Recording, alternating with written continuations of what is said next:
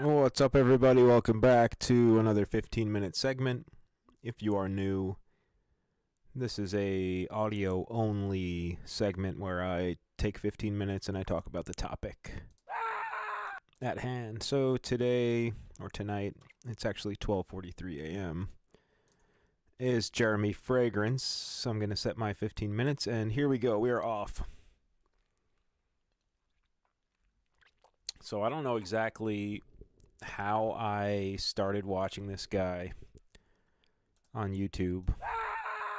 However, he is the number one icon, the number one fragrance icon who follows the teachings of Jesus. If you watch his videos. And I guess if you don't even know who this is, I can give you some background. He is a Polish-German social media personality and businessman.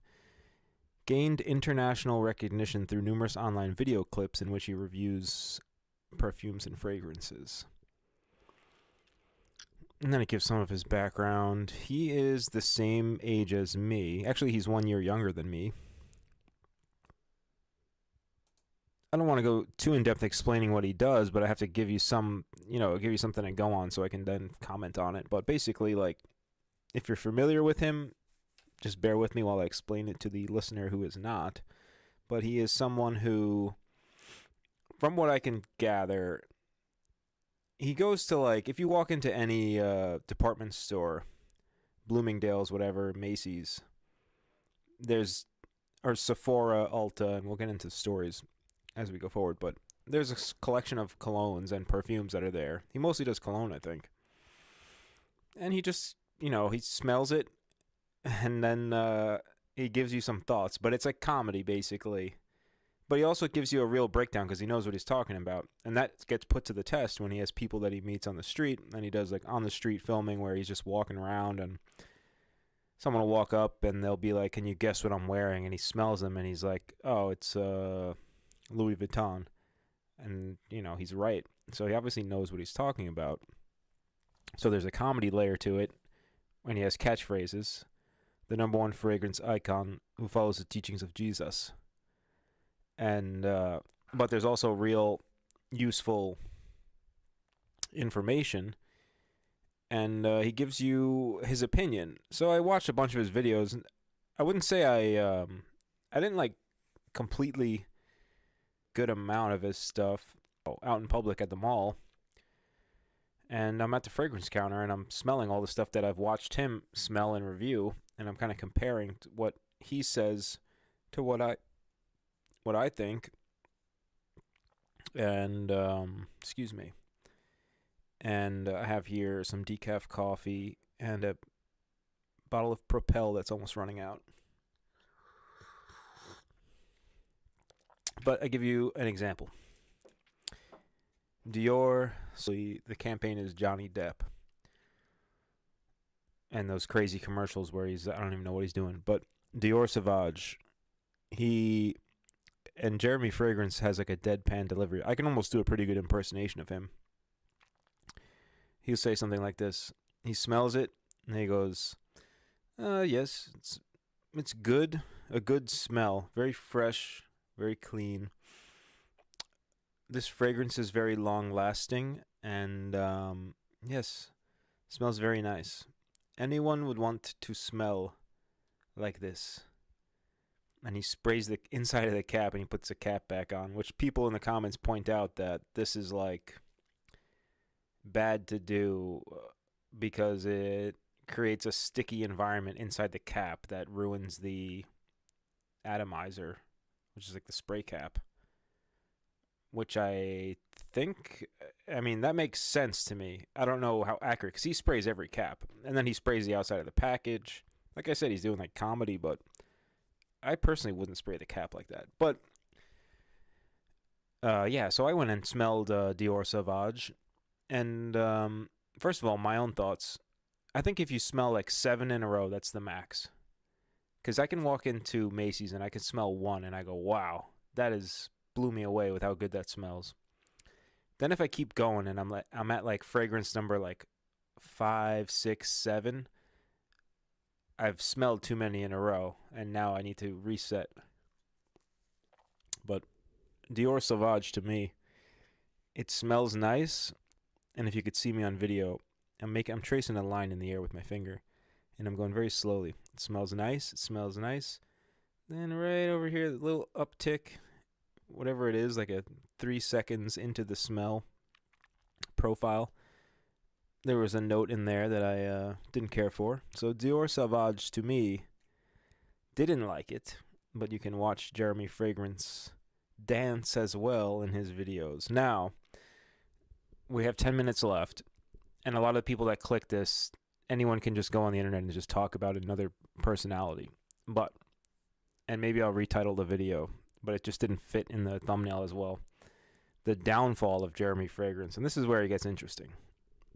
So, and I have some thoughts on this. Someone wrote a long comment in one of his videos that I happen to agree with. So early on, I guess there's rumors that he was a male model. Let's look at Wikipedia if it includes that. So early on, he's like very much like, let's see if it says if he was a male model. I don't think it says it in here. But yeah, early on in his videos, he's like very much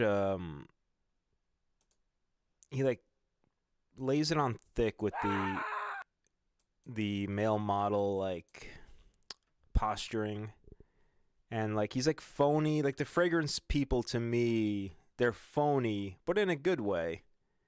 But he's like putting on a show. He's like a showman. And he says in another video, if I wasn't doing fragrance, I'd be in real estate, and I'd want to be like the showbiz guy in real estate who comes out and like does the final deal. But it's all for show, you know. But he was very much into the posturing, and it's almost like a interesting psychological levels to this, because I myself have thought about, like, in the past I had different opportunities to like cash in on, let's see, just making sure my streaming is going good. I think it's going good. But like when, you know, one instance that comes to mind is I went to the dentist when I was like, I want to say I was 20, and I got all my teeth fixed in one dental visit. And then I left the dental visit and I got my teeth whitened and everything. So they were like, from all broken, they were like perfect. And I had a girlfriend at the time and everything, however long it lasted. Maybe it lasted 48 hours, but it counts.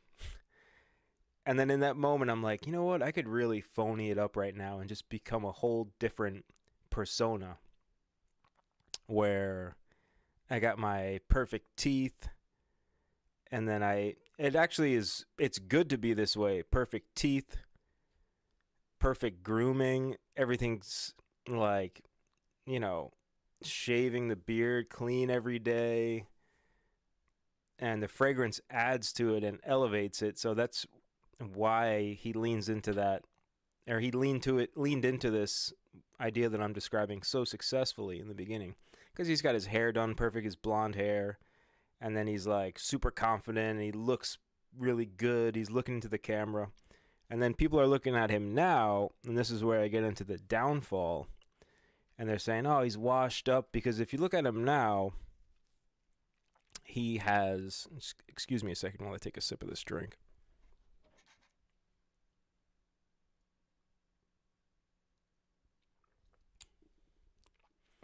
So he's no longer the buff, blonde, perfect-looking male model dreamboat. He is now with a ponytail, skinny, very skinny. He wears like a suit. It looks like he's wearing the same suit over and over again. He looks very tired, wrinkles under the eyes, and he doesn't have the same sort of energy. And a lot of the fans are saying he's washed up. And I guess there's another story where he asked for crowdfunding and then bought a Ferrari with the money, a red Ferrari. I haven't been following him that long, so I don't know if it's true. Write in the comments the Ferrari story. Apparently he bought the Ferrari and then he sold it. And then he's saying he's married. He's a Christian man who's married. And there's pictures of him at the altar with his wife. And then like a video of him at a table and his wife's praying there. It looks all real to me. He seems pretty authentic. But also, he admits that he's like putting on a persona. So like there's some level to it that's fake. But I don't believe that he fell. And then there's other people saying that he's on drugs. And like one video he has like postnasal drip and then he like sucks it up back into his nose, which kind of seemed like something a cokehead would do. So that I'm not sure about. But when I compare, and everywhere he goes, there's people that come up to him and they have a positive interaction. So he's very recognizable. He's obviously made money as his own fragrance company. So yes, I would want to be him. I'd want to be this guy because his job's not that hard. And then also I'm looking at it. I go into Macy's. I'm at the fragrance counter, and there's people working the counter, and it's like, it seems like one of the worst jobs you could have because it's like, I don't know, it's probably just commission based, and then Macy's is dead. It's like a dying store. You know, that whole archetype is dying. And then I look at this guy, and it's like he couldn't work at Macy's counter because he transcended that, and he went beyond it. So he never had to stand at Macy's counter for years and years. He like went straight to the top in a way. So like, how did he do it? And then I start trying to figure out, how did he do it? And is it all real too? Or is it all for show, you know? Because there is a level to YouTube nowadays where people buy views. And, you know, you put down $20, next thing you know, your video has like 1,000 views. So if you put down $1,000, you'll get 10K views. So let's say you have, I don't know, 100K to burn, make the best videos possible, and then burn $1,000 a video. I think maybe you could like fake the funk and then like pretend that you're an influencer when really you're just someone who's just burned all their money for fake views on YouTube. But then like that's not Jeremy Fragrance. So he seems like he started before the wave of people all trying to be YouTubers and the saturation, and I think that wave is like crashing constantly. So it's a long game, and the longer you're there, the better chance you have. But let's read some of his Wikipedia here. His real name is Daniel Schutz. Schutz denies speculations that his behavior can be explained by drug abuse. He says that his cocaine style is deliberate to generate attention and clicks. In a talk show called Deep and Undeutlich, produced by Fernesen, he stated in 2021, I support my entire family by fooling around like an idiot. It's just that I make a lot of money with it. He also has said, I have never taken any drugs in my life. I don't even drink alcohol. I have a pretty intense mindset, and I'm ethically very cool. I mean, and if you look at the picture, in 2016, he's looking like he's got like a New York Mets varsity jacket on. That's what it looks like. And he looks like Zac Efron. He's got like that hairdo and that smile and everything. And then nowadays he's like, does kind of personify like the coked out guy who, I don't even know, like used like scuzzy used car salesman kind of look. I don't know what he's got going on, but so I don't, like I said, I don't think that he is a fraud like that. So I believe him. But then again, I'm naive at times. So sometimes I believe something and it turns out to be very much, I was misled and fooled, but I don't know. Yeah, so Dior Sauvage, not that great. He does recommend heavily, I'll give you another one, Bleu de Chanel. And I smelled Bleu de Chanel, and I believe it smells amazing. Bleu de Chanel smells amazing. So he's right about that. Let me think of some other ones that he recommends. He's always talking about Creed Aventus, which I have not smelled, but it's very expensive. What's another one that he constantly recommends? I think I guess we can close on this. One of the interesting ones is Jean-Paul Gaultier Le Mal. And he does recommend it. And he says that it was his first experience with a designer fragrance. There's the 15 minutes. So I was in Walmart and I see they have Jean Paul Gaultier Le Mal at Walmart, $78 behind glass. Then I went into Sephora. I see it right there. Everything's out in the open. So I sprayed it. I smelled it. I thought it smelled really good. However, on the dry down, as they say, heavy baby powder smell. So these fragrances are tricky because you get it. It smells amazing at first jump. Then there's like the 5-second like scent profile, and then there's the dry down as well. So you have to like almost test it out a bunch of different times to really get a full feel.